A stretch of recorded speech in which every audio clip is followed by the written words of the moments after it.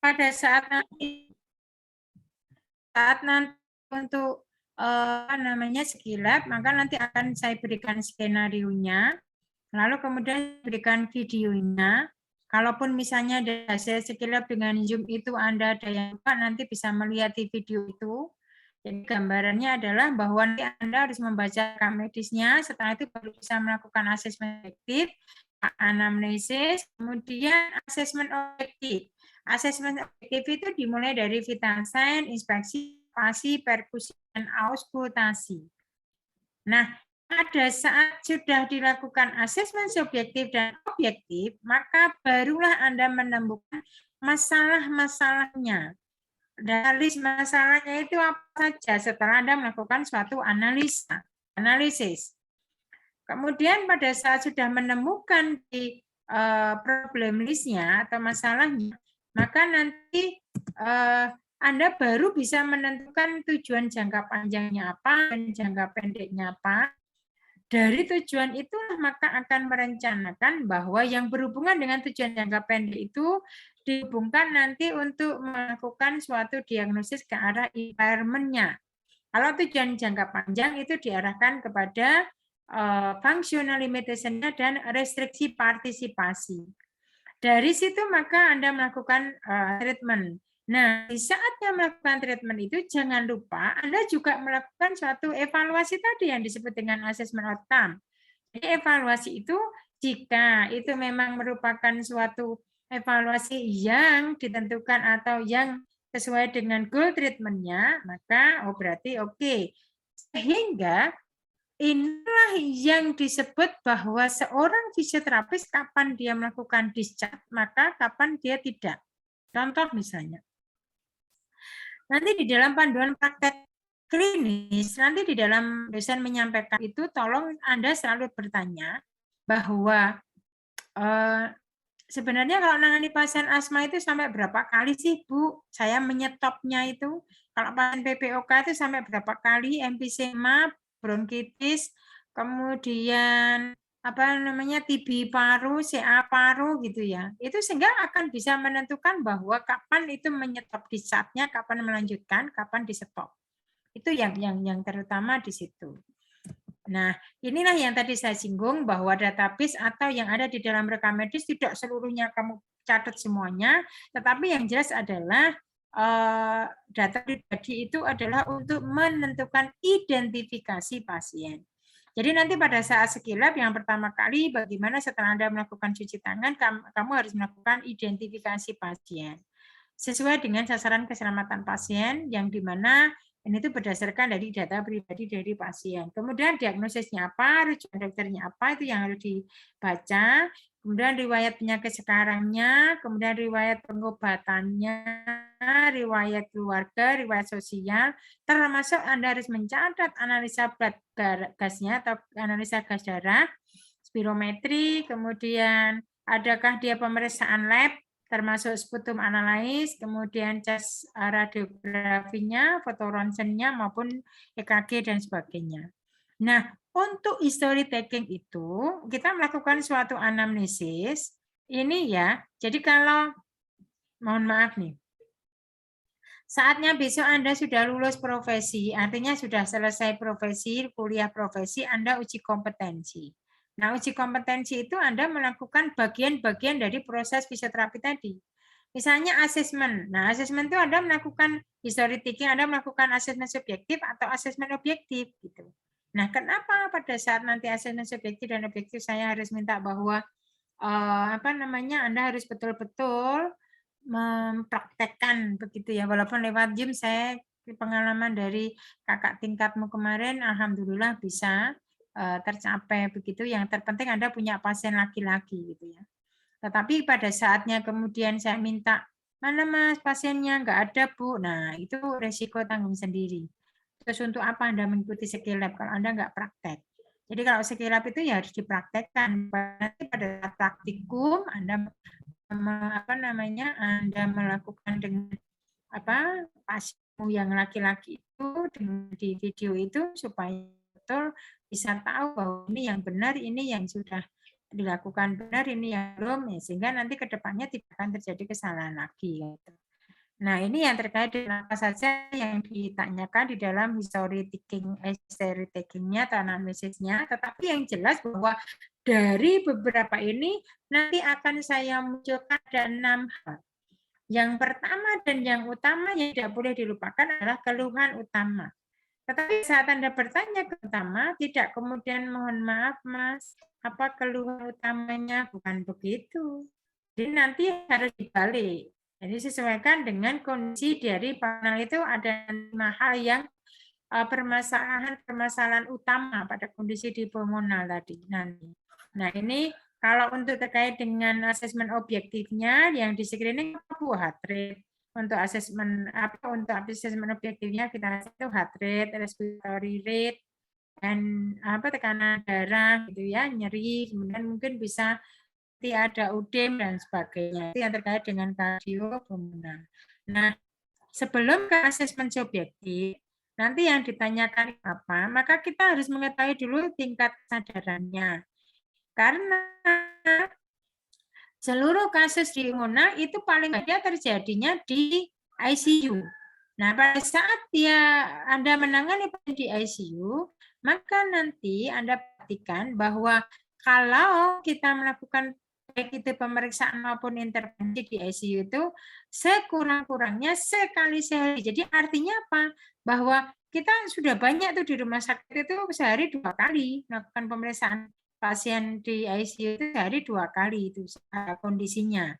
Nah, pada saat setelah ketemu ini maka melakukan pemeriksaan tingkat kesadaran. Mohon maaf, apakah masih ada yang ingat untuk tingkat kesadaran waktu di semester 2 sudah disampaikan dulu?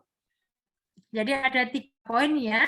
Kalau dianggap normal nilainya berapa GJS-nya? E-nya 4, P-nya 5, M-nya 6. Berarti totalnya 15. Artinya nanti tolong diperhatikan pada saat Anda menangani pasien yang pertama kondisi di pulmonal itu tingkat kesadarannya. Sekarang bagaimana perbedaan untuk menilai mata itu, spontan membuka mata itu dengan nilai 3 dan nilai 2 bagaimana? Ada yang bisa menyampaikan? Untuk mempersingkat waktu? Izin menjawab, Bu. Ya, silakan. Itu yang E nomor 2 sama nomor 3 ya, Bu, tadi? 3 sama 2. Kalau yang untuk nomor 2 itu, ketika dipanggil, misalnya pasiennya itu dalam keadaan tidak sadar, terus ketika dipanggil, pasiennya membuka mata, maka nilainya itu 3. Nah, kalau misalnya 2 itu ketika kita memberikan rangsangan nyeri, misalnya di bagian ujung jarinya, seperti itu. Jadi pada saat dia mau sadar atau tidak sadar, jadi Anda jangan berkesimpulan bahwa setiap pasien itu yang tidak bisa buka matanya itu dia tidak sadar, bukan itu ya.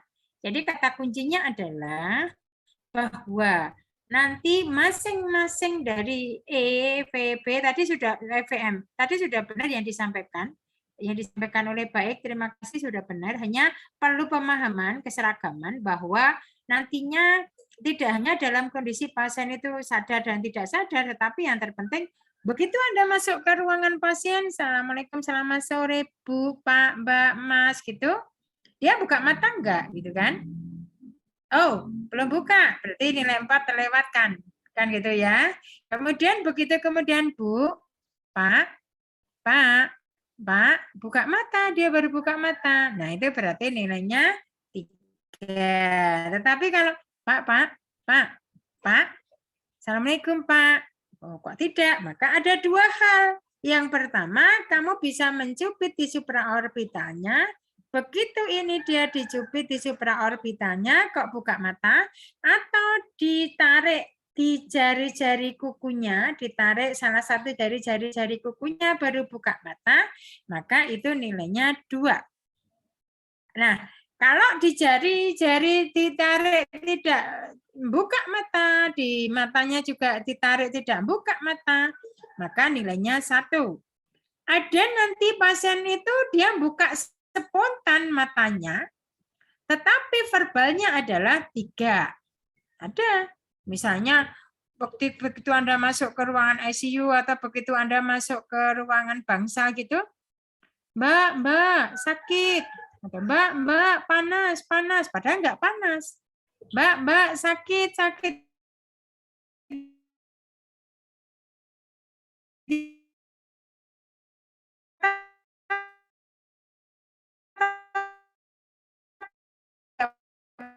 Tapi 3 dengan 4. Jadi kalau nanti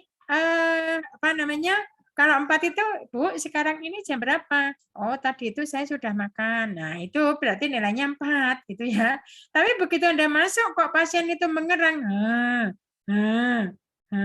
Oh, berarti dia dalam kondisi verbalnya adalah 2. Nah, nanti kalau ada pasien itu buka mata spontan, tapi dia mengerang. Ada mati buka mata spontan, tapi dia kacau ngomongnya gitu ya.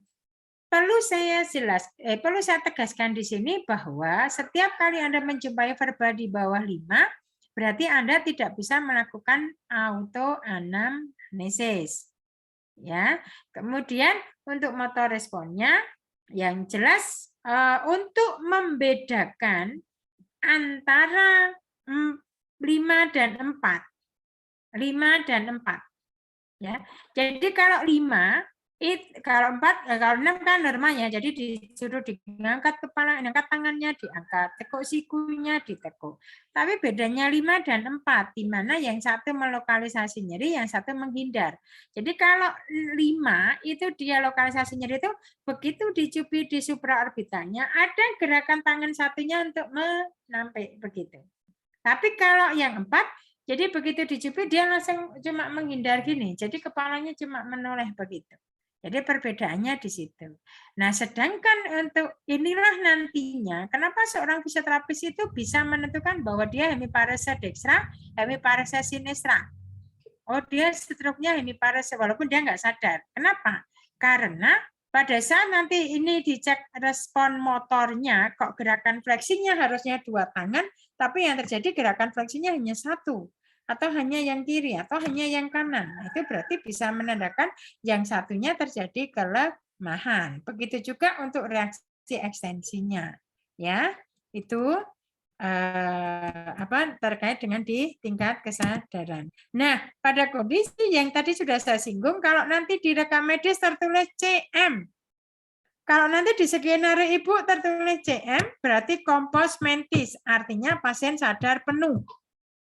Tapi kalau Anda ketemu dengan somnolen, maka Anda harus dengan kondisi suaranya harus dengan yang keras, begitu juga yang sopor, lebih keras lagi kalau yang sopor itu. Kenapa? Karena kalau kondisi somnolen itu begini, Bu, cepat diangkat, dia buka mata gitu tadi pejam mata lagi gitu ya. Itu yang kondisinya di somnolennya. Tapi nanti kalau di sopornya dia harus dibangunkannya dengan suara yang lebih keras lagi. Gitu. Tapi kalau untuk koma dia tidak ada refleks apapun. Gitu. Ini yang tingkat kesadarannya tadi. Kemudian ini untuk yang pediatrik koma skill-nya atau terkait dengan GJS-nya pada pediatrik yang membedakan dia di verbal itu jadi tidak ada dalam kondisi yang tadi ya. Kalau verbalnya karena ini anak-anak pada anak-anak sehingga yang membedakan kalau 4 ya mengeluarkan kata-kata, tapi yang 3 itu bersuara. Tapi kalau cuma hanya menangis gitu ya, kan tapi ada yang misalnya bayi 3 bulan tapi dia tetap mengeluarkan kata-katanya walaupun tidak jelas. Nah, itu bisa diorientasikan seperti itu. Sedangkan untuk motor dan matanya sama. Ini untuk angka normalnya. Nah, baru setelah di tingkat kesadarannya sudah tahu, baru kemudian nanti Anda melakukan asesmen subjektif. Sebelum melakukan asesmen subjektif, ada pertanyaan, silahkan.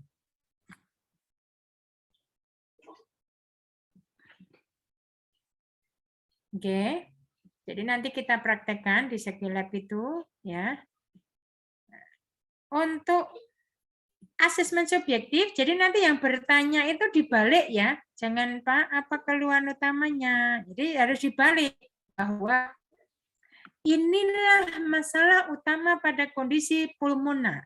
Jadi nanti keluhan utama ini yang kamu sebutkan, apakah Bapak merasakan sesak nafas? Apakah Bapak merasakan ada keluhan batuk? Apakah Bapak batuknya itu keluar dahak? Apakah dahaknya berwarna merah? Apakah ini munculnya harus disampaikan apa namanya? Apakah Bapak ini apa namanya suara nafasnya bunyi ngik-ngik gitu? Nah, kalau untuk yang chest pain, nyeri dada, tolong dipastikan nanti letaknya, lokasinya, gitu. Ya kan? Jadi kalau nyeri dada itu di sebelah tengah, maka itu bisa akibat dari GERD, GERD, gastroenteroreflux disease. Jadi itu biasanya dikasih obat mah aja sembuh. Itu ya. Makanya nanti ditanyakan topisnya itu. Letaknya di mana nyeri dadanya? Di tengah atau di sebelah kiri? Kalau di sebelah kiri ditanya lagi menjalar sampai ke lengan kiri apa tidak? Menjalar ke rahang apa tidak? Menjalar ke punggung belakang di romboidnya itu apa tidak? Kalau itu berarti nanti cenderung ke arah dari gangguan jantungnya. Tapi kalau nyeri di sebelah kanan, maka nanti berarti di situ berhubungan dengan muskuloskeletal. Kan gitu. Sehingga nanti tolong ditanyakan berikutnya di samping keluhan utama, maka nanti juga disampaikan terkait dengan topis, ada 5 ya, keluhan utama, topis, etiologi, kemudian onsetnya, lalu kemudian faktor yang memperberat dan memperingan, kemudian riwayat pengobatan. Jadi ada 6 di luar dari keluhan utama. Itu 5 ya.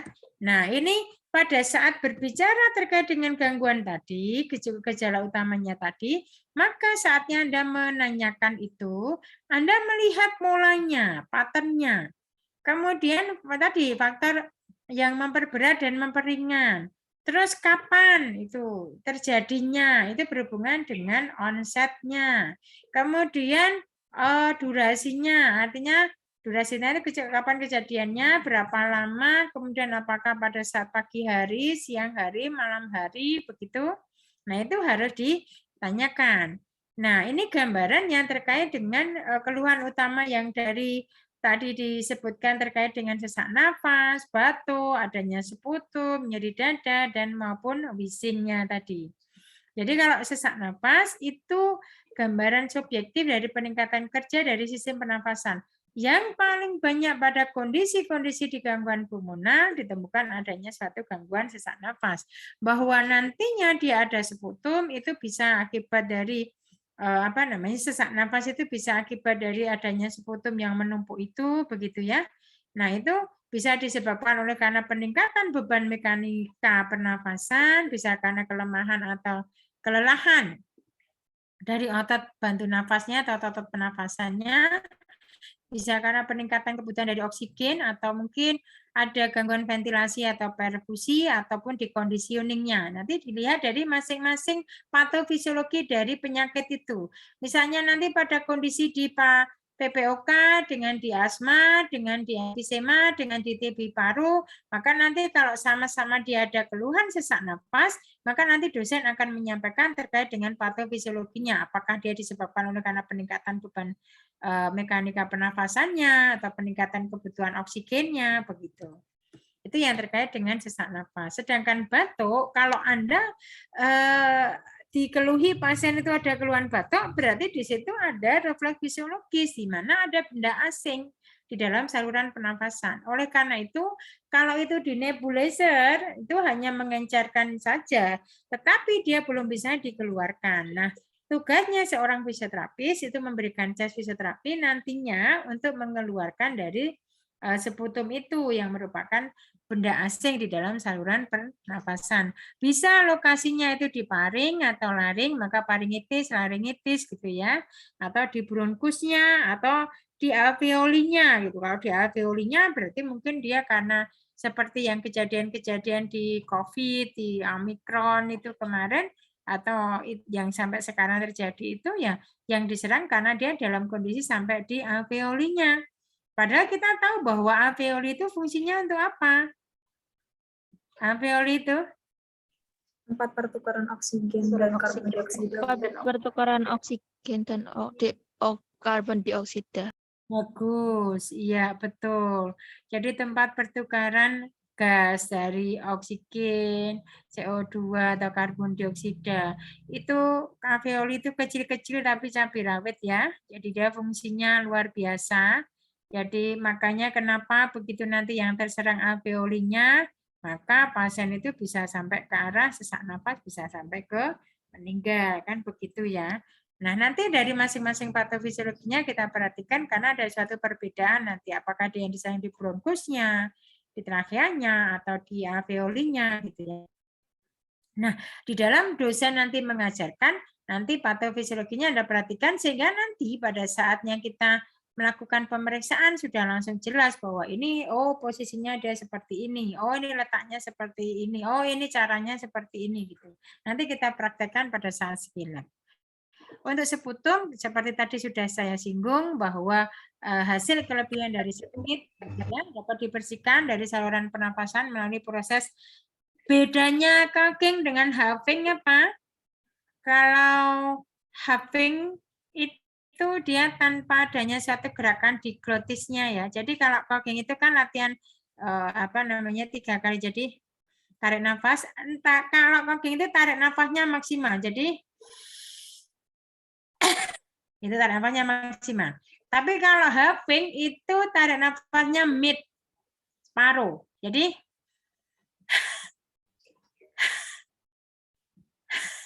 nah nanti biasanya kalau pas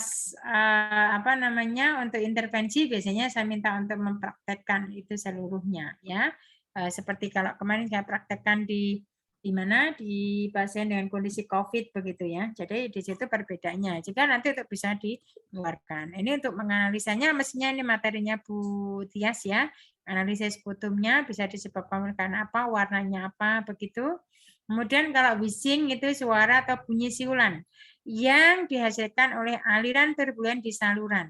Maka nanti kita perhatikan pada saat melakukan auskultasi, apakah di situ ada suara tambahan berupa wheezing atau crackers atau preolarip atau ronki basah gitu ya. Itu salah satunya. Nah, sedangkan ini nyeri dada tadi yang sudah saya singgung tadi bisa berasal dari muskuloskeletal pain atau pleuritic chest pain atau angina. Jadi angina pectoris gejala utama pada gangguan jantung yang tadi saya sampaikan keluhannya adalah nyerinya di sebelah kiri yang menjalar sampai ke lengan kiri, ke rahang sampai ke belakang. Begitu. Nah, ini yang tadi terkait dengan asesmen subjektif tadi. Ada 6 hal tadi. Jadi bagaimana nanti untuk kita melakukan untuk keluhan utama, menanyakan keluhan utama bukan apakah keluhan utamanya sekarang, Bu? Bukan begitu. Apakah Ibu sekarang mengeluh sesak napas, apakah ada keluhan batuk, misalnya gitu. Begitu juga nanti topis. Topis itu berhubungan dengan letak. Kalau onset itu berhubungan dengan waktunya. Jadi kalau misalnya ya, contoh misalnya nanti saya berbicara di materi yang kedua yang sinusitis misalnya. Kajian antara sphygmoid kemudian maksilaris itu kan berbeda. Topisnya berbeda, onsetnya berbeda gitu ya. Sebabnya juga bisa kemungkinan juga berbeda gitu. Nah, nanti untuk sebab itu bisa Anda tanyakan, tetapi juga bisa dilihat di rekam medisnya. Bisa karena dari trauma atau apa itu bisa. Nah, kalau untuk riwayat pengobatan itu ini selalu ditanyakan apakah sebelum ketemu Anda itu pernah diperiksakan ke dokter spesialis penyakit dalam atau spesialis penyakit paru. Nah, untuk bertanya terkait dengan faktor yang memperberat dan memperingan, jangan Anda tanyanya jangan faktor yang memperberat dan memperingan apa, Bu? Jangan begitu. Jadi harusnya misalnya pasiennya begini. Pak, kalau Bapak untuk tidur itu sesak napasnya bertambah apa tidak? Oh, lebih nyaman, enak gitu ya. Tapi kalau untuk duduk tambah sesek, kalau untuk berdiri jalan belum mampu. Misalnya gitu kan? Nah, berarti di situ faktor yang memperingan tidur terlentang, faktor yang memperberat duduk berdiri jalan. Tapi pasien-pasien PPOK itu tidak bisa dia tidur terlentang. Pasien-pasien PPOK itu dia nyamannya duduk begini.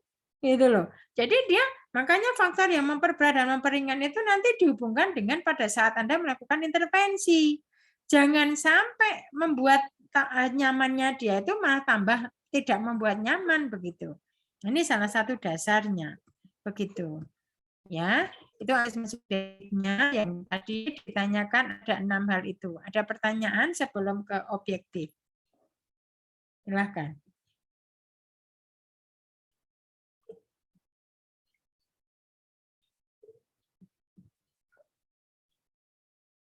Ada? Belum, Bu. Sepertinya belum ada. Baik. Kalau tidak saya lanjutkan. Untuk Vitasen, tolong nanti saatnya Anda skilab itu selalu harus membawa termometer, kemudian tensimeter, stetoskop itu ya. Itu karena dan juga nanti stopwatch apakah di handphone atau apa itu harus disiapkan. Nah, saya bertanya, pada saat Anda melakukan pemeriksaan tekanan darah, misalnya Anda punya ini yang jarum, kalau yang ini tuh sudah keluar kan angkanya ya. Tapi kalau yang ini, yang keluar jarum, kalau pakai yang digital, tolong saatnya Anda menggunakan digital tetap diperhatikan mansetnya. Harus 2,5 di atas fossa kubiti. Dan saatnya mansetnya ini ditarik ke bawah tidak boleh ditarik itu tidak boleh kendor. Jadi harus kenceng. Jadi ditarik nggak boleh bisa. Itu ya. Kemudian begitu ini Anda sudah memasangnya, kemudian kan Anda memasang termometer stetoskopnya jangan di luar jilbab kalau yang perempuan. Jadi harus langsung ke telinga. Lalu stetoskopnya yang pertama ditaruh di arteria brachialis, kemudian tanganmu itu diletakkan di arteria radialis. Pertanyaan Ibu, kalau Anda memompa, Anda kan memompa nih, kalau pakai jarum kan jarumnya naik, gitu kan? Baru disetop, baru diputar, diturunkan. Nah, pada saat naik itu sampai di angka berapa? Beda-beda, Bu. Biasanya sampai ada 160 buat standar tanpa pegang radialis.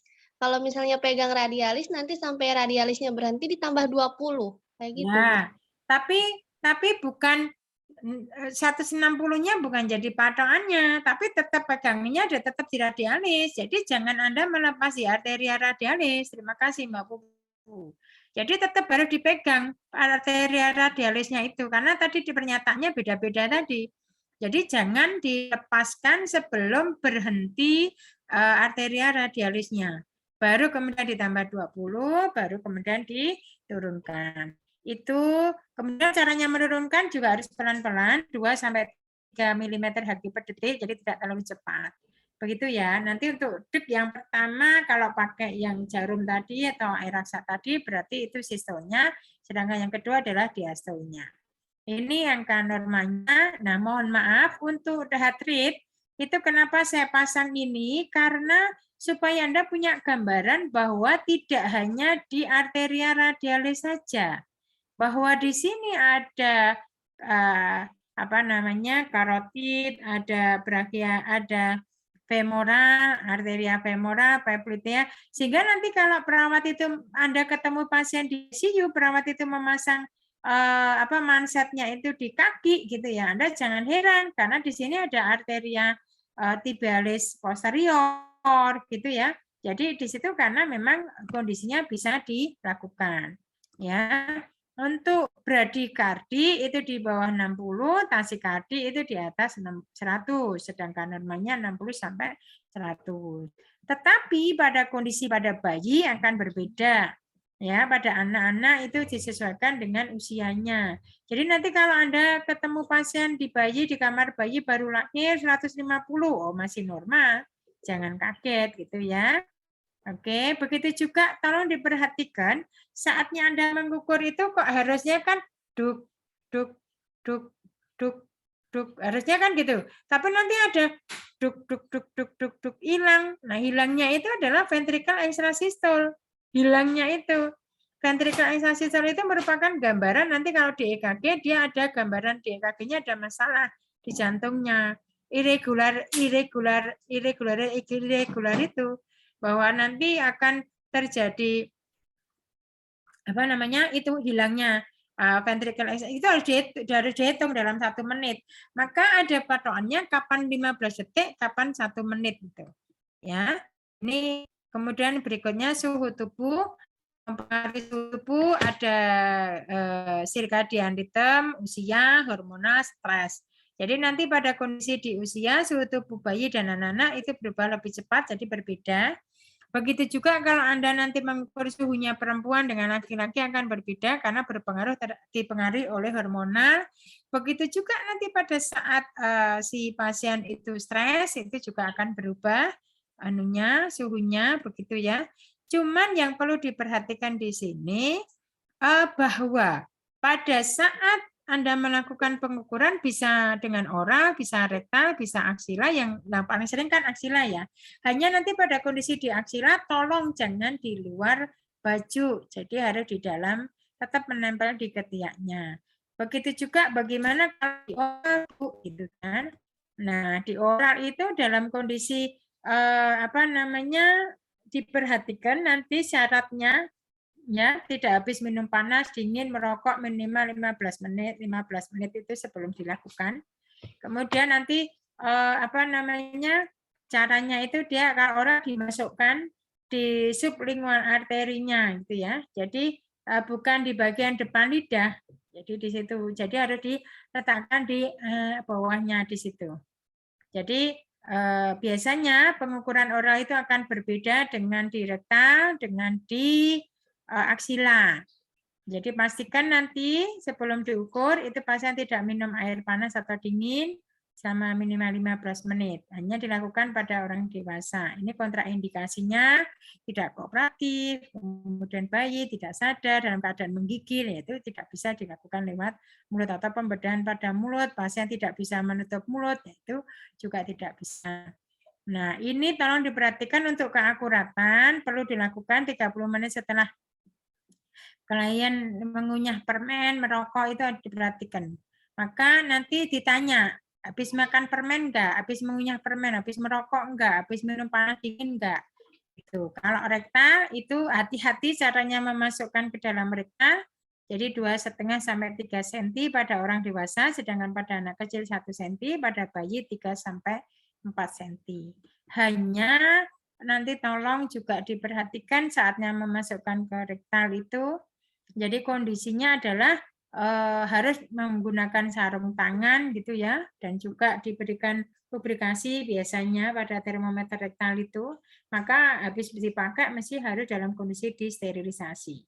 Jadi sebenarnya 1 inci itu kan 2,5 cm ya, 1 inci ya ke dalam rektal selama 2 menit. Ya perbedaannya di situ. Ini kontraindikasinya, jadi ada diare, pembedahan rektal, kemudian hemoroid gitu ya. Kemudian aksila yang penting tolong nanti pada saat praktek, jadi harus di luar dari bajunya, jangan di dalam bajunya bukan di luar baju.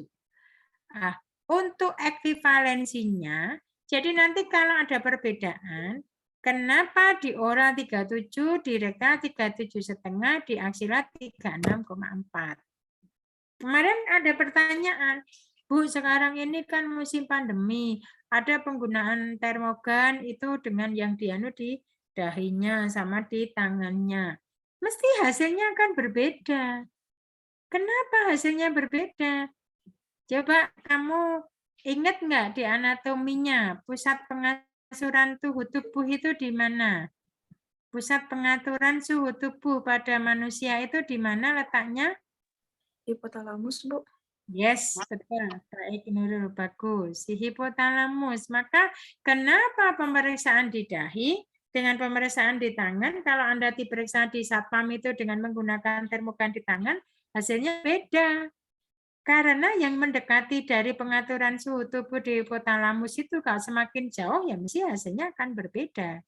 Kan begitu. Itulah yang disebut dengan ekivalensi dari pengukuran suhunya. Nah, itu yang tadi saya katakan bisa dengan timpani. Jadi di dalam ini biasanya pada anak-anak itu yang paling sering itu karena supaya tidak, kalau di rumah sakit itu timpani termometer itu lebih banyak digunakan pada anak-anak. Tapi apalagi kalau sekarang kondisinya ada termogan itu ya, jadi lebih cepat gitu menggunakan itu. Nah, ini peningkatan suhu tubuh. Jadi nanti kalau misalnya gini ya, Kalau ada ketemu pasien hasil suhu tubuhnya di atas 38, jadi kalau ini kan suhu tubuh 37,4 sudah dikatakan demam ya. Tapi nanti ada dokter spesialis anak itu yang menyebutkan kalau disebut demam itu di atas 38. Tapi ada yang menyebutkan di atas 37,5. Kata kuncinya adalah bahwa nanti jika Anda menemukan pasien itu kalau 37 sampai 37,5 masih dalam kondisi nyaman. Artinya masih bisa diberikan intervensi apapun.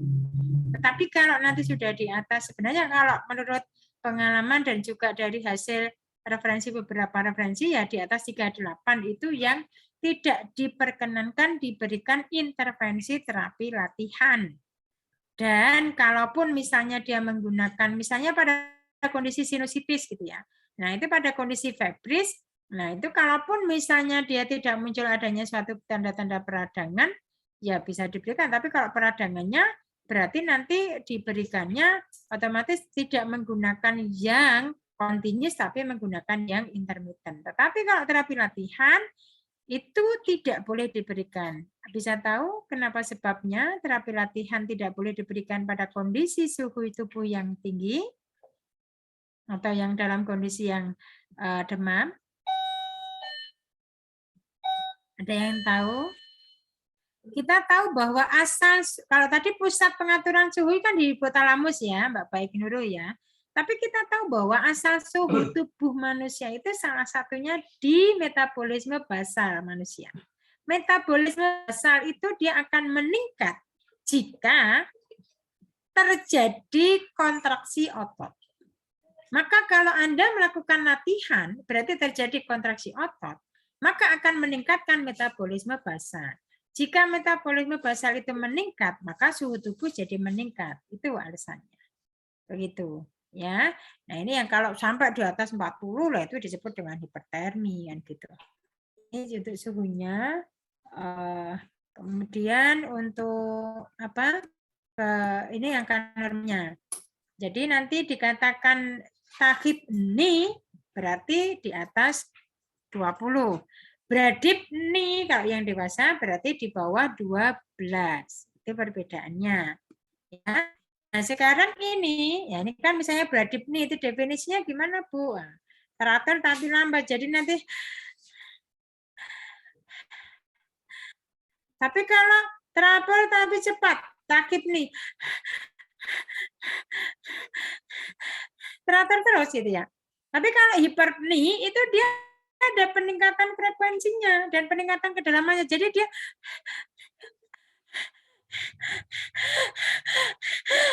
ada peningkatan kedalamannya.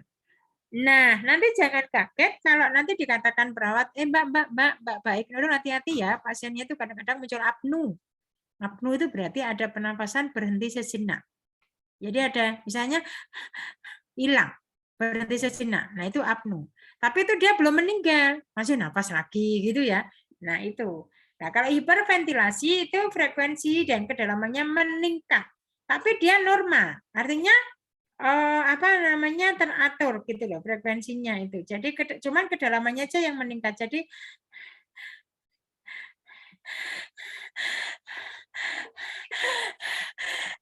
gitu. Tapi kalau hipoventilasi dia tidak normal, jadi kadang cepat, kadang lambat begitu ya. Nah, yang science talk itu dia ditandai adanya nanti ada yang berhenti. Jadi dia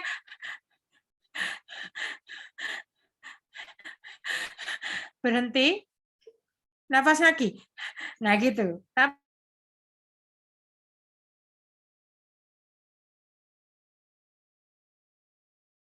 Tidak ada kalau kusmaul itu. Tapi kalau saintok itu dia ada tanda-tanda apnunya. Nah, bedanya dengan bayet apa, Bu? Kalau bayet itu dia bedanya dengan saintok. Kalau saintok itu bukan 2-3 kali nafas, tapi jika bisa berulang kali nafas baru apnu. Tapi kalau bayet itu nafasnya dangkal, jadi hilang. Hilang, maksudnya apnu gitu ya. Itu bayetnya, seperti itu. Nanti bisa kamu lihat ke pola dari pernapasan. Ingat tadi patternnya harus dilihat bagaimana patternnya itu. Ini faktor yang mempengaruhi pernapasan ada olahraga, nyeri akut, kemudian ada merokok, anemi, posisi tubuh. Jadi nanti karena dalam kondisi posisi tubuh yang tiduran, kemudian miring, duduk, ya itu nanti akan berbeda-beda tergantung dari kondisi dari si pasien itu. Misalnya pada kondisi aterkasis dengan kondisi pasien PPOK, dengan kondisi pasien asma, dia akan nyaman di posisi yang bagaimana itu akan berbeda. Maupun kalau ini ada cedera di batang otaknya misalnya. Nah, kalau misalnya Anda ketemu sama pasien di ICU yang menggunakan alat-alat monitor, maka Anda tidak perlu melakukan pengukuran vital sign, tapi Anda melihat di layar monitornya. Jadi yang 83 ini adalah heart rate, 16769 itu adalah tekanan darahnya, SpO2-nya 97, kemudian ini pulsnya atau nadinya, kemudian ini RR-nya atau respiratory rate-nya. Tetapi nanti kalau pasien itu dengan menggunakan ventilator, maka nanti akan ketahuan ini ya, ada tekanan darah 78/59, tapi dalam kurung ada MAP. Ini 19 ini adalah MAP, mean arterial pressure. Mean arterial pressure itu adalah rata-rata sistol ditambah diastol dibagi 3. Itu adalah MAP. Dia seharusnya dia jangan sampai lebih dari 110. Begitu. Jadi nanti kalau ini dia terlalu rendah kondisinya 19, mestinya dia tidak boleh lebih kalau dilihat dari tekanan darahnya itu, jadi kalau orang mau meninggal itu tekanan darahnya ngedrop, kemudian suhunya tinggi, ya, suhunya tinggi, kalau pernafasan dan heart rate-nya bisa tinggi, bisa tidak. Tetapi yang jadi patokannya adalah tekanan darahnya. Jadi tekanan darahnya semakin turun, suhunya semakin panas. Nah, itu biasanya kalau orang-orang yang mau posisinya tanda-tanda orang mau meninggal seperti itu. Itu yang terkait dengan vital sign. Ada pertanyaan? Silakan. Pemeriksaan fisik itu yang artinya pemeriksaan objektif berikutnya adalah meliputi inspeksi, palpasi, perkusi, dan auskultasi, di mana ini merupakan bagian dari pada saat kita melakukan suatu analisa nantinya untuk menentukan problem permasalahannya, di mana nanti untuk menentukan dari diagnosisnya. Oleh karena itu harus dilakukan secara sistematis. Jadi nanti berbeda palpasi pada kondisi muskuloskeletal dengan palpasi pada kondisi pulmonan akan berbeda, begitu ya. Dan harus konsisten sehingga tidak ada tahap pemeriksaan yang terlewatkan. Maka nanti ada kata kuncinya. Jadi kalau palpasi itu harus ada 4 hal yang harus dilakukan. Kemudian perkusi itu hasilnya apa, auskultasi hasilnya apa gitu supaya tidak terlewatkan. Begitu. Sehingga prinsip-prinsipnya jadi nanti harus dengan menggunakan pendekatan head to toe, jadi dari kepala sampai ke jari-jari. Maka nanti harus diperiksa bagian yang normal sebelum mengamati bagian yang tidak normal. Dan simetris tubuh harus dibandingkan sisi yang kanan dengan yang kiri misalnya. Kemudian melakukan pemeriksaan di sisi kanan klien misalnya. Jadi nanti kondisinya harus disesuaikan pada saat Anda masuk di ICU, di bangsal, dirawat jalan, begitu. Nah, ini yang pertama inspeksi. Pada saat inspeksi yang harus Anda perhatikan, satu, bentuk dada tidak boleh dilupakan. Yang itu inspeksi statis ya.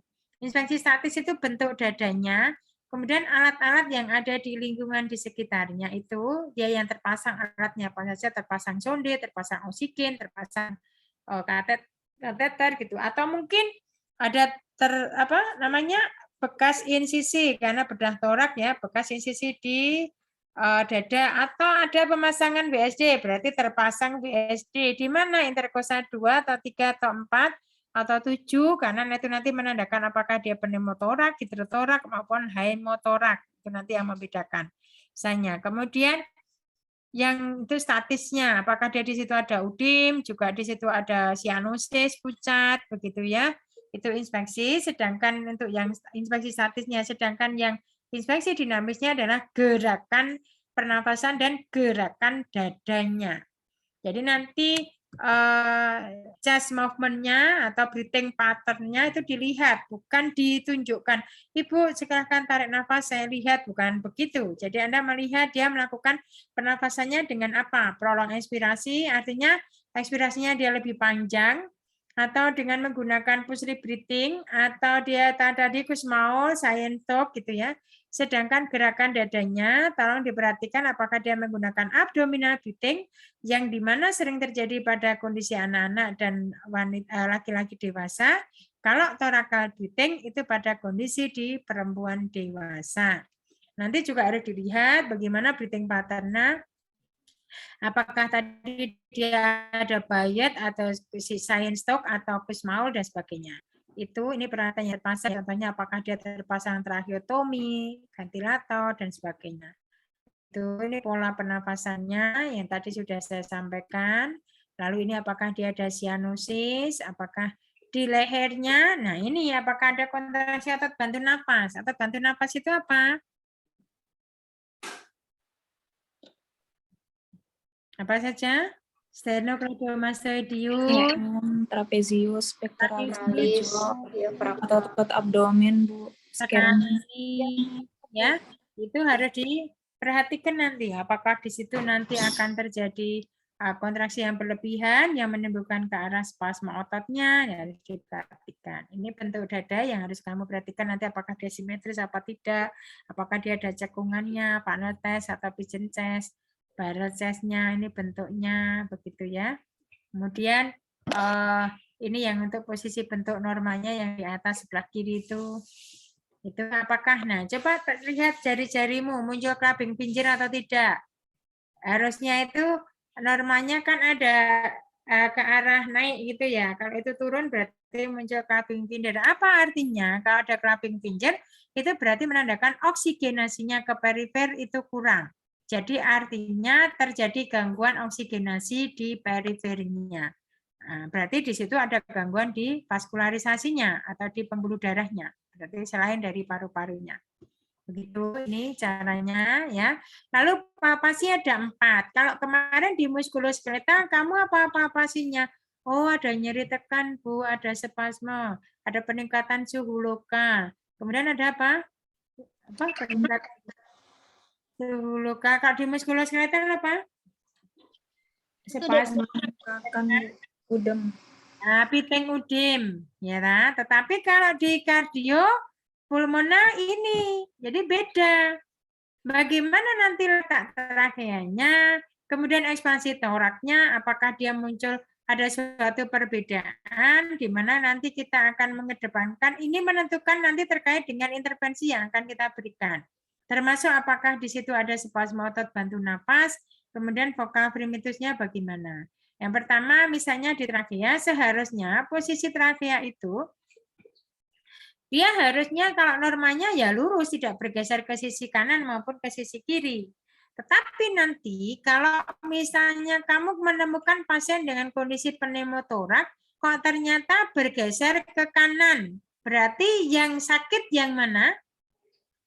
Paru kanan atau kiri? Kalau dia bergeser ke kanan pada kondisi pasien pneumotorak. Kiri. Yang sakit yang kiri. Yang kiri, betul. Kalau efusi pleura, dia misalnya kamu lakukan pemeriksaan pasiennya di trakeanya bergeser ke kiri. Berarti yang sakit yang mana? Kanan. Yang kanan, berarti paru kanan terjadi efusi pleura. Itu yang gambaran mengenai bahwa kenapa kita melakukan nanti mendiagnosisnya, oh berarti ini gangguan. Tetapi nanti juga perlu dianalisa terkait dengan palpasi, perkusi, dan auskultasinya. Begitu. Kalau orang-orang dengan kondisi atelektasis atau menyempit atau mengempisnya paru-paru, maka jika Anda melakukan pemeriksaan itu bergeser ke kanan, berarti yang sakit di mana paru-parunya yang sakit? Yang kanan, Bu. Yang kanan, betul. Karena dia bergeser ke sisi yang sakit. Tapi kalau pada kondisi pulmonari konsolidasinya, dia tidak bergeser. Artinya sama dengan kondisi yang normalnya. Tetapi kalau yang kedua, pada saat Anda melakukan chest, ekspansi, jadi tolong nanti pengembangan ekspansinya itu kalau ada 2 tipe ya, 2 posisi ya. Jadi posisinya bisa arahnya begini, tapi nanti juga bisa seperti dalam gambar itu. Jadi nanti kita praktekkan ya, Anda praktekkan nanti sesuai dengan pasien really, pasien yang sesungguhnya. Nanti dia pengembangannya harusnya dia mengembangnya bareng, tapi nanti ada yang ketinggalan satu. Nah, ini ketinggalan inilah yang menandakan bahwa pengembangan ekspansi toraknya dia batas. Begitu. Nah, nanti kita lihat di depan dan di belakang dari lobus atas, tengah, bawah. Jadi nanti kalau di laki-laki berarti interkosta 2, 4, dan 6 kalau laki-laki. Tapi kalau perempuan 4, 6, 8. 2, 4, 8, mohon maaf. Interkosta 2 itu untuk lobus atas, interkosta 4 lobus tengah, sedangkan yang bawah bagi perempuan itu interkosta 8. Kalau laki-laki interkosta 6, karena tidak mengganggu posisi, mohon maaf, jika perempuan itu mempunyai mame yang besar, misalnya seperti itu. Nah, untuk vokal fremitus, nanti kita praktekkan pada saat pengembangan spasitorang itu pada saat praktikum ya, skilab ya. Nah, nanti pasien diminta untuk mengucapkan 99, yang Anda rasakan getaran yang ada di dalam telapak tanganmu itu. Getarannya itu harusnya normanya itu dia simetris, sama kanan dan kiri. Tapi nanti kamu akan menjumpai pasien dengan kondisi misalnya tumor begitu ya. Kemudian yang kanan itu lebih tinggi daripada yang kiri. Berarti yang kena yang mana itu? Ada kondisi pneumonia atau infeksi di dalam alveolinya. Dan tumor itu berarti di sisi, kalau dia yang kiri yang meningkat berarti yang sakit adalah di sebelah kiri. Nah, maka nanti kita analisa dulu. Tetapi kalau pada kondisi pasien-pasien PPOK, pasien-pasien pneumotorak, efusi pleura, itu kalau yang tadi meningkat yang kiri berarti yang terjadi kelemahan atau masalahnya ada di sebelah kanan gitu loh. Maka nanti tergantung dari kondisi dari pasien itu. Nanti kita bisa menegakkan diagnosisnya setelah kita melakukan suatu analisis dengan perkusi dan auskultasi. Nah, ini nanti arahnya ya, kanan kiri, lobus atas, tengah, dan bawah. Ini vokal fremitusnya. Jadi tadi sudah saya singgung, sekarang perkusi. Nah, untuk perkusi itu misalnya ya, sebentar mohon maaf, Pak ambilkan.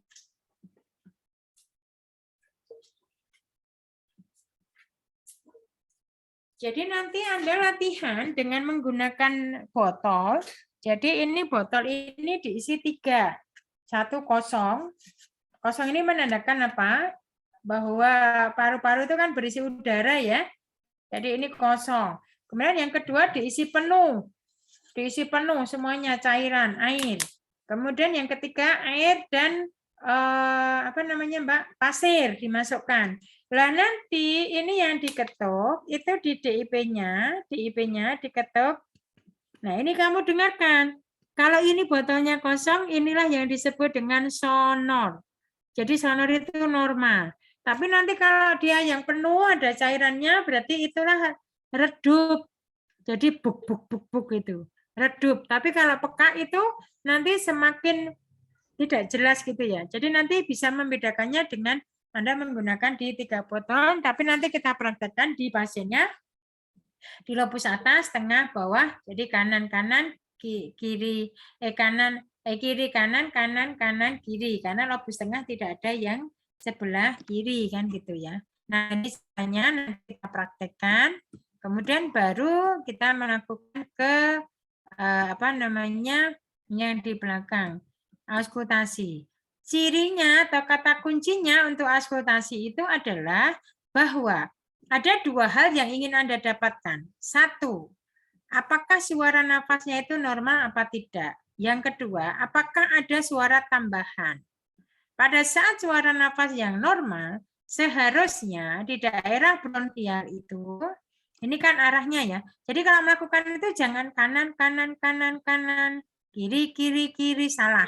Jadi harus kanan, kiri, atau kiri, kanan gitu ya. Jadi harus seperti itu. Nah, begitu juga yang belakang. Nah, kalau seharusnya suara-suara di bronkial ini adalah suaranya keras. Tetapi nanti kalau kamu menjumpai, seharusnya di bronkofesikuler ini dia lebih lembut. Apalagi di daerah vesikuler, di lapang paru. Mana ini di lapang paru. Nah, kalau di vesikuler di lapang paru itu harusnya dia terjadinya yang paling lembut di lapang paru itu. Tapi nanti akan menjumpai harusnya dia lebih lembut, tapi malah lebih kasar atau lebih kasar dari suara bronkial. Nah, lebih kasarnya itu ada suara tambahan apa? Apakah krekes? Apakah ronki basah itu. Kemarin di semester 2 sudah dikirimi videonya belum? Bagaimana membedakan ini vesikuler, bronkofesikuler maupun apa namanya? Krekes gitu, wheezing, pleurarit gitu. Sudah? Belum, Bu. Ya, kalau belum nanti saya kirim ya. Oke. Jadi ini bunyi nafas abnormal tadi. Jadi kalau disebut abnormal vesikular becan berarti di situ harusnya di daerah vesikular itu harusnya dia lebih lembut, tapi yang kamu temukan dia lebih kasar. Gitu. Dan nanti lebih kasarnya itu karena ada tambahan apa gitu loh. Tambahannya berupa apa? Di situ nanti akan menandakan, nah misalnya nafas vesikular yang abnormal. Misalnya dia terjadi peningkatan atau penurunan, gitu kan? Nah itu nanti dihubungkan dengan apa? Kalau dia terjadi apa namanya penurunan, berarti mungkin karena adanya obstruktif, mungkin di situ ada asites, atau mungkin ada kelemahan dari otot-otot pernafasan, gitu ya.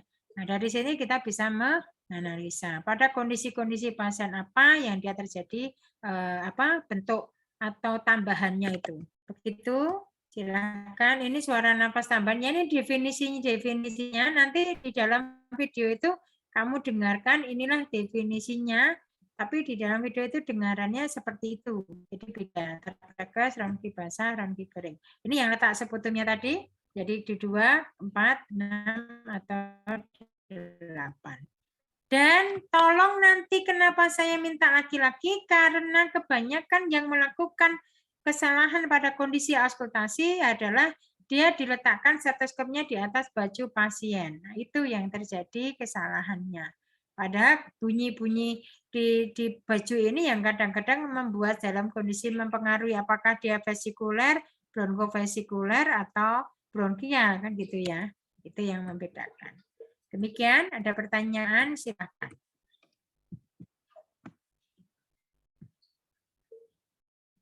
Mas Khalid, silakan didokumentasikan. Oke Bu, baik. Gimana? Sudah siap semua teman-teman? Sampai sekarang ada 42 orang Bu. Berarti masih tetap kurang. Ya, Oke. tidak apa-apa. Sudah on cam semua ya? Yang masih gelap-gelap nih ditunggu, hidupin dulu lampunya. Mil-mil kita itu kenapa? Karena mati lampu apa? Oke, Bu. Kemarin mati lampu terus ya. Nggak pernah hidup lampunya. Oke. Kemarin mati. Ya, Mas, silakan. Oke, slide pertama ya. Pasang gaya kalian 1, 2, 3. Slide kedua. Pasang giginya 1, 2, 3. Oke, cukup Bu sudah. Ya, terima kasih.